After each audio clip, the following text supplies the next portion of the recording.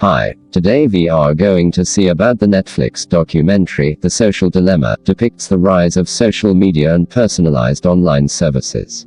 Deeply unnerving, it shows us not only the power over each and every one of us, but also the damage to society. Regardless of being a narrative, certainties are uncovered through help of an anecdotal plot.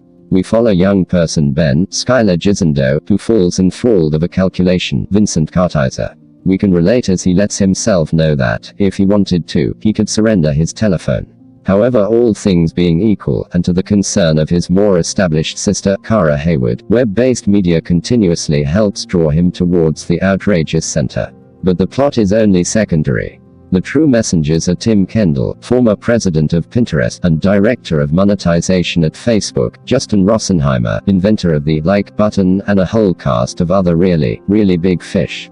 The testimonials of these experts, ranging from the co-creators of Google Drive to the author of You Are Not a Gadget, are as personal as they are alarming. The big social media and tech companies aren't actually offering the services for free isn't news to anyone. After all, if you're not paying for the product, you are the product. But it's not just that they're selling your data. The creators of the platforms explain that it's not really about learning about you. Your data isn't actually worth that much, but about changing you. The aims are those little changes that occur within you that make you more likely to keep scrolling, more likely to buy a product. We want to psychologically figure out how to manipulate you as fast as possible. The most alarming element is not just the facts. It's seeing the fear in the creators of Facebook, Google and Co., some of which have since left the respective companies. When even the people who have helped build the platforms, who know them and their aims better than any outsider can ever hope to, are worried, how can you not be? However, the nauseous inclination in your stomach after watching The Social Dilemma is not actually dread. It's a considerably more calm stress over the ramifications of these enormous apparatuses of public control for a majority rule system.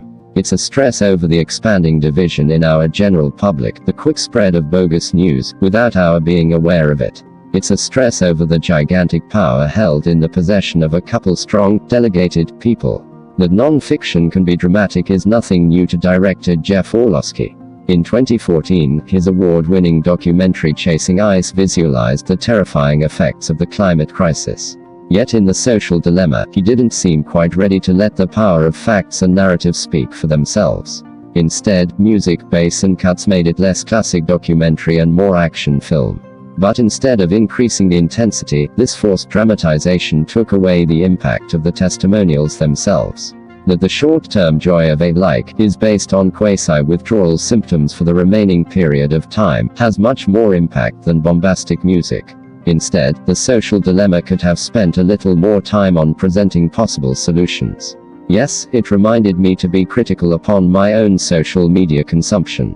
It reminded me to ask not just if it makes me happy, but also to question if those emotions may be the product of algorithm engineering.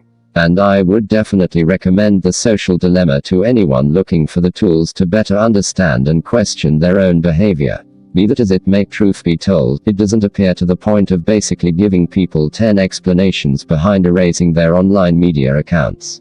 Inasmuch as new companies and associations keep on being run on Facebook, this can't, and won't, be a reasonable choice for everyone.